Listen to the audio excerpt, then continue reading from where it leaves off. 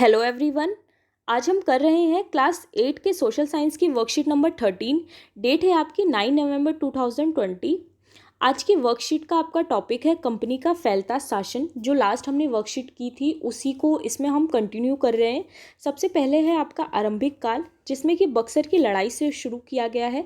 1764 के बाद कंपनी ने भारतीय रियासतों में कंपनी के राजनीतिक या व्यावसायिक प्रतिनिधि, जिन्हें रेजिडेंट कहा जाता था, तैनात कर दिए। तो जो कंपनी थी उसने क्या किया था कि एक एक करके, क्योंकि वो पूरे भारत पे कब्जा करना चाहती थी, इसीलिए उसने अलग अलग पॉलिसी बनाई और उसके आधार पर एक एक राज्य को कब्जा करना शुरू कर दिया था। उसी में से एक था ये रेजिडेंट वाला। तो कंपनी ने राजनीतिक या व्यावसायिक प्रतिनिधि कहा जाता था इसको, रेजिडेंट को तैनात कर दिया। उनका काम कंपनी के हितों की रक्षा करना और उन्हें आगे बढ़ाना था। तो जो रेजिडेंट होता था वो कंपनी के आधार पर काम करता था। रेजिडेंट के माध्यम से कंपनी के अधिकारी भारतीय राज्यों के भीतरी मामलों में भी दखल देने लगे थे। अगला राजा कौन होगा, किसको किस पद पर बिठाया जाएगा, ये चीज़ें भी कंपनी के अफसर तय करना चाहते थे। तो जो रेजिडेंट होते थे वो मतलब हर छोटी छोटी बात पर, अगर वो किसी भी राज्य में गए हैं तो वहाँ की हर छोटी छोटी बात पर, हर अंदरूनी बात पर नज़र रखते थे। और जो कंपनी थी वो इसी बात का फ़ायदा उठाती थी। जब उन्हें हर चीज़ का पता लग जाता था तो जब भी लोहा गर्म होता था वो लोग हथौड़ा मार देते थे।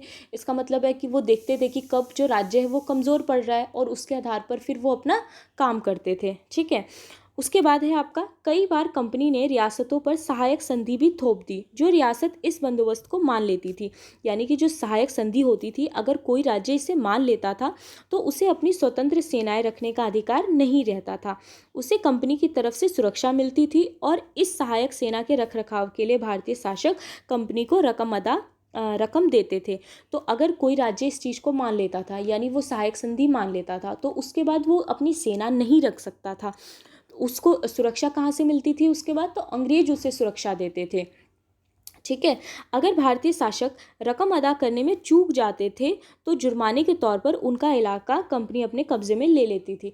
और कभी ऐसा हो गया कि जो राजा है वो पैसे नहीं दे पाया किसी कारण की वजह से, तो उसका इलाका वो अपने कब्जे में कर लेते थे। तो जो अंग्रेज़ थे वो बहुत ज़्यादा मतलब अपना दिमाग लगाते थे और अलग अलग पॉलिसी से धीरे धीरे करके भारत को अपने कब्जे में लेते जा रहे थे। उदाहरण के लिए, जब रिचर्ड वेलजी गवर्नर जनरल था, उस समय अवध के नवाब को 1801 में अपना आधा इलाका कंपनी को सौंपने के लिए मजबूर किया गया, क्योंकि वह सहायक सेना के लिए रकम अदा करने में चूक गया। इसी आधार पर हैदराबाद के भी कई इलाके छीन लिए गए। तो जब अवध के जो नवाब थे उन्होंने 1801 में जब अपना रकम वो नहीं चुका पाए थे, तो उनका आधा जो इलाका था वो कंपनी ने उनसे छीन लिया और उसके ऊपर फिर वो खुद ही नवाब बन गए, मतलब खुद ही उस पर राज करने लगे।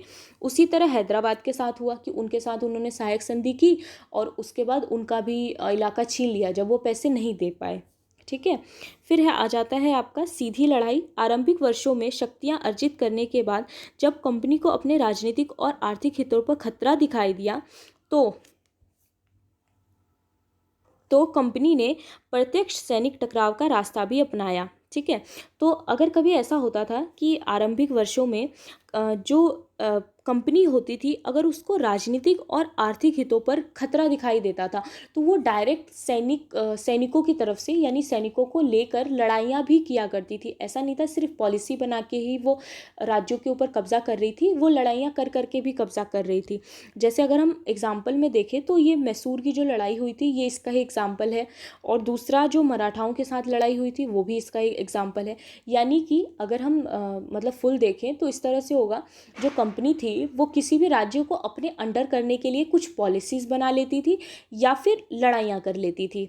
तो पहली लड़ाई हम पढ़ते हैं, मैसूर का टीपू सुल्तान।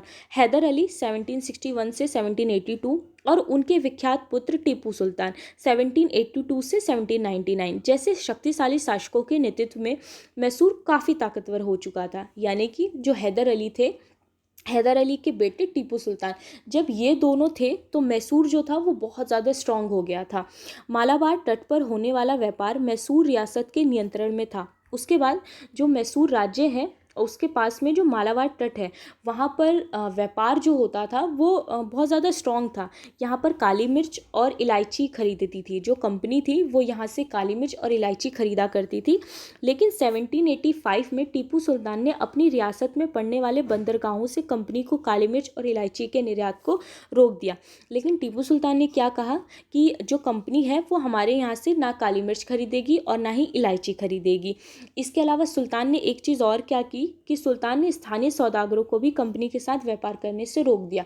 इसके अलावा जो वहाँ के सुल्तान थे उन्होंने कहा कि जो स्थानीय सौदागर हैं वो भी कंपनी के साथ कोई व्यापार नहीं करेंगे। और इसका एक रीज़न था, सुल्तान ने फ्रांसीसी व्यापारियों के साथ भी घनिष्ठ संबंध विकसित किए और उनकी मदद से अपनी सेना का आधुनिकीकरण किया। क्योंकि एक तो जो टीपू सुल्तान थे वो अंग्रेज़ों को पसंद नहीं करते थे, दूसरा उनकी जो फ्रेंडशिप थी वो फ्रांसीसी व्यापारियों के साथ थी। क्योंकि जब जो यूरोप के बाकी देश भी तो आए थे यहाँ पर व्यापार करने इंडिया में, जैसे फ्रांस के लोग आए थे, डच के भी आए थे, पुर्तगाल के भी आए थे। तो टीपू सुल्तान की जो फ्रेंडशिप थी वो फ्रांस के साथ थी और फ्रांस और ब्रिटेन की लड़ाई चलती रहती थी। ठीक है, तो इस वजह से क्या था कि जो अंग्रेज़ थे वो कहीं ना कहीं टीपू सुल्तान से, जो कंपनी के लोग थे ईस्ट इंडिया कंपनी के, वो इनसे गुस्सा हो गए थे। सुल्तान के इन कदमों से अंग्रेज आग बबूला हो गए। मैसूर के साथ अंग्रेजों की 4 बार, ठीक है, 1767 से 69, 1780 से 84, 1790 से 92 और 1799, तो 4 बार इनकी लड़ाई होती है। और जब लास्ट वाली लड़ाई होती है श्रीरंगपट्टम की जंग 1799 में, तो टीपू सुल्तान मारे गए और इस वाली लड़ाई में, आखिर वाली लड़ाई में वो मारे जाते हैं। और उसके बाद जो मैसूर का राजकाज होता है वो पुराने वोडियार राजवंश के हाथों में सौंप दिया गया। पुराने वोडियार राजवंश यानी कि जब पहले हैदर अली से पहले जो शासन था मैसूर का वो वोडियार के पास था। इसके साथ ही मैसूर पर भी सहायक संधि थोप दी गई। उसके बाद मैसूर के ऊपर भी सहायक संधि थोप के जो कंपनी वाले थे उन्होंने इसको भी अपने अंडर कर लिया। ठीक है, उसके बाद आता है मराठाओं से लड़ाई। 18वीं शताब्दी के आखिर से कंपनी मराठाओं की ताकत को भी काबू और ख़त्म करने के बारे में सोचने लगी। 1761 में पानीपत की तीसरी लड़ाई में हार के बाद दिल्ली से देश का शासन चलाने का मराठाओं का सपना चूर चूर हो गया। तो अब कंपनी की जो नज़र थी वो मराठाओं के ऊपर थी। ठीक है, 1761 में पानीपत की जब तीसरी लड़ाई हुई उसके बाद दिल्ली जो था, दिल्ली से देश का शासन चलाने का जो मराठाओं का सपना था वो तो ख़त्म हो गया, उन्हें कई राज्यों में बांट दिया गया। और जब इसके बाद क्या होता है कि जो मराठा थे उन्हें कई अलग अलग स्टेट में बांट दिया जाता था, जैसे कि सिंधिया, होलकर, गायकवाड़, भोंसले जैसे अलग अलग राजवंशों के हाथ में थी। इन्हें अलग अलग डिवाइड कर दिया जाता था। ये सारे सरदार एक पेशवा यानी सर्वोच्च मंत्री के अंतर्गत एक राज्य मंडल के सदस्य होते थे। तो ये सारे जो लोग होते थे वो पेशवा के अंडर आते थे। ठीक है, पेशवा इस राज्य मंडल का सैनिक और प्रशासकीय प्रमुख होता था और जो पेशवा होता था वो उस राज्य मंडल का सैनिक और प्रशासकीय रूप से बहुत ज़्यादा हेड होता था, वो मतलब प्रमुख होता था और वो पुणे में रहता था। ठीक है, महादजी सिंधिया और नाना फडणवीस दो प्रसिद्ध मराठा योद्धा और राजनीतिज्ञ थे। एक के बाद एक कई युद्धों के द्वारा कंपनी ने मराठाओं को घुटने टेकने पर मजबूर कर दिया। उसके बाद कंपनी के साथ मराठाओं की भी लड़ाई हुई और उसके बाद पहला युद्ध 1782 में हुआ। सालबाई संधि के साथ ये ख़त्म हो जाता है जिसमें कोई पक्ष नहीं जीत पाया। तो 1782 में सालबाई संधि होती है जिसके 20 साल बाद तक अंग्रेज़ में और मराठाओं के बीच में कोई लड़ाई नहीं होती। सालबाई संधि यही थी उनकी। इसमें और भी वैसे तो पॉइंट्स थे। उसके बाद दूसरा अंग्रेज मराठा युद्ध आपका 1803 से 5 के बीच में होता है। कई मोर्चों पर लड़ा गया था। इसका नतीजा ये हुआ कि उड़ीसा और यमुना के उत्तर में स्थित आगरा और दिल्ली सहित कई भूभाग अंग्रेजों के कब्जे में आ गए। उसके बाद जब सेकेंड वॉर होती है तो उड़ीसा और यमुना के उत्तर में स्थित वाला जो एरिया था उसको अंग्रेजों ने अपने कब्जे में कर लिया, लेकिन बाकी का जो इलाका था उस पर उनकी अभी भी नज़र थी। तो उसके बाद 1817 से 19 के तीसरे अंग्रेज मराठा युद्ध में मराठाओं की ताकत को पूरी तरह से कुचल दिया गया। पेशवा को पुणे से हटाकर कानपुर के पास बिठूर में पेंशन पर भेज दिया गया। अब विंध्य के दक्षिण में स्थित पूरे भूभाग पर कंपनी का नियंत्रण हो गया। तो अब जब लास्ट वाली लड़ाई होती है आपकी 1817 से 19, तो उस बीच में पूरे मराठाओं का जो जहाँ तक शासन था उस पूरे के ऊपर अंग्रेजों ने यानी कंपनी ने अपना स्वामित्व बना लिया। ठीक है, अब उसके बाद आपके क्वेश्चंस दिए गए हैं, एक एक करके हम उनके क्वेश्चन सॉल्व कर लेते हैं। सबसे फर्स्ट क्वेश्चन है आपका, ईस्ट इंडिया कंपनी ने सहायक संधि के द्वारा भारतीय रियासत पर किस प्रकार से कब्जा किया। तो आंसर हो जाएगा आपका, सहायक संधि के अंतर्गत जो रियासत इस बंदोबस्त को मान लेती थी उसे अपनी स्वतंत्र सेना रखने का अधिकार नहीं रहता था। यानी कि जो सहायक संधि होती थी उसमें क्या होता था, अगर कोई भी राज्य है वो अगर इसे मान लेता था तो वो अपनी सेना नहीं रख सकता था। उसको सेना कौन प्रोवाइड करवाएगा, तो कंपनी प्रोवाइड करवाएगी। उससे कंपनी की ओर से सुरक्षा मिलती थी, जिसके बदले शासक कंपनी को रकम अदा करते थे। तो जब जो राज्य है वो कंपनी को पैसा देगा सेना के बदले में, यदि शासक रकम अदा करने में चूक जाते थे तो जुर्माने के तौर पर उनका इलाका कंपनी अपने कब्जे में ले लेती थी।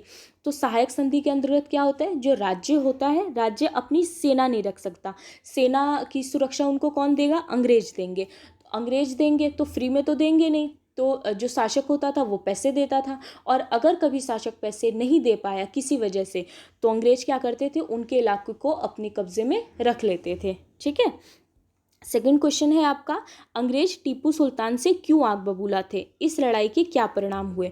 तो आंसर हो जाएगा आपका, 1785 में टीपू सुल्तान ने अपनी रियासत में पड़ने वाले बंदरगाहों से कंपनी को काली मिर्च, इलायची आदि का निर्यात रोक दिया। तो जो टीपू सुल्तान थे उन्होंने कंपनी को अपने यहाँ से व्यापार करने से मना कर दिया था कि आप हमारे यहाँ से काली मिर्च, इलायची ये सारी चीज़ें नहीं ले जा सकते। इसके अलावा सुल्तान ने स्थानीय सौदागरों को भी कंपनी के साथ व्यापार करने से रोक दिया। उसके अलावा जो वहाँ के स्थानीय व्यापारी थे उनको भी मना कर दिया कि आप किसी तरह का व्यापार नहीं करेंगे ईस्ट इंडिया कंपनी के साथ। सुल्तान की जो मित्रता थी यानी जो फ्रेंडशिप थी वो फ्रांसीसी व्यापारी के साथ थी। तो ये भी एक कारण था। बाकी टीपू सुल्तान उनको उतना पसंद भी नहीं करते थे, और जिसके कारण अंग्रेज टीपू सुल्तान से आग बबूला हो गए। अंग्रेज़ों को लगने लगा कि इनको हटाना बहुत ज़्यादा ज़रूरी है, क्योंकि हमें अपना व्यापार फैलाना है। क्योंकि अंग्रेज जो थे वो तो व्यापार के उद्देश्य से आए थे, उन्हें तो ज़्यादा से ज़्यादा पैसा चाहिए था, है ना। तो उसके बाद क्या होता है कि दोनों के बीच में 4 लड़ाइयाँ होती हैं, 1767 से 69, 1780 से 84, फिर 1790 से 92, और फिर 1799 में एक लड़ाई होती है।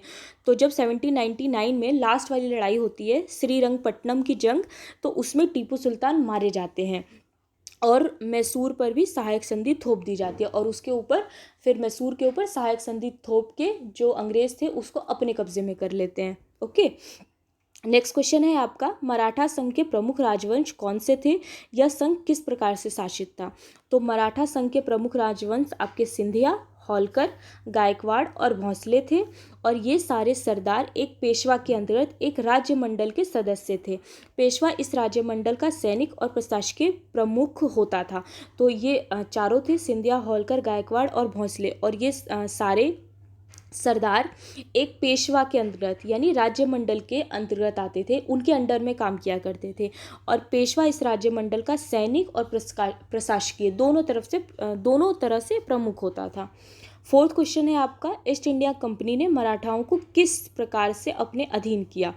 तो ईस्ट इंडिया कंपनी और मराठाओं के बीच में 3 युद्ध हुए थे, 1782, 1803 से 5, 1817 से 19, और 1817 से 19 का जब तीसरी लड़ाई होती है मराठाओं के बीच में और कंपनी के बीच में, तो उसमें अंग्रेज मराठा युद्ध में मराठाओं की ताकत को पूरी तरह से कुचलकर कंपनी ने अपना नियंत्रण स्थापित कर लिया था। तो उसके बाद जब थर्ड लड़ाई होती है तो अंग्रेज उसमें मराठाओं को हरा देते हैं, और उसके बाद जो भी उनका इलाका होता है मराठाओं का, उसके ऊपर वो कब्जा कर लेते हैं। ठीक है।